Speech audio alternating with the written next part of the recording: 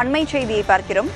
காவிரியில் தண்ணீர் திறந்து விடாத கர்நாடக அரசை கண்டித்தும் அதை பெற்றுத்தர மறுக்கும் மத்திய அரசை கண்டித்தும் திருவாரூர் மாவட்டம் மன்னார்குடியில் இந்திய கம்யூனிஸ்ட் கட்சி சார்பாக மன்னார்குடியிலிருந்து மயிலாடுதுறை செல்லும் ரயிலை மறித்து போராட்டம் நடைபெற்றுக் கொண்டிருக்கிறது. இது தொடர்பான கூடுதல் விவரங்களோடு விஜயகுமார் நம்மோடு இணைந்திருக்கிறார். விஜயகுமார், அங்க அசம்பாவிதங்களை தவிர்க்கும் வகையில பாதுகாப்பு பணிகள் எந்த அளவுல இருக்கு, என்ன மாதிரியான நடவடிக்கைகள் எடுத்திருக்கிறாங்க, என்ன விவரம்? திருவாரூர் மாவட்டம் மன்னார்குடி ரயில் நிலையங்கள்ல கர்நாடக அரசு தண்ணி தர மறுக்கிறதுனால இந்திய கம்யூனிஸ்ட் கட்சி சார்பாக தற்போது ரயில் மறியல் இந்திய கம்யூனிஸ்ட் விவசாய சங்கம் சார்பாக ஆர்ப்பாட்டம் நடைபெறுது. இந்த ட்ரெயின் 8:20க்கு கிளம்ப வேண்டிய ட்ரெயின் தற்போது வரைக்கும் அந்த ஆர்ப்பாட்டத்தில் ஈடுபட்டு வராங்க. தற்போது போலீஸ் இதை இங்கிருந்து அப்புறப்படுத்த முடியாத சூழ்நிலை உள்ளது.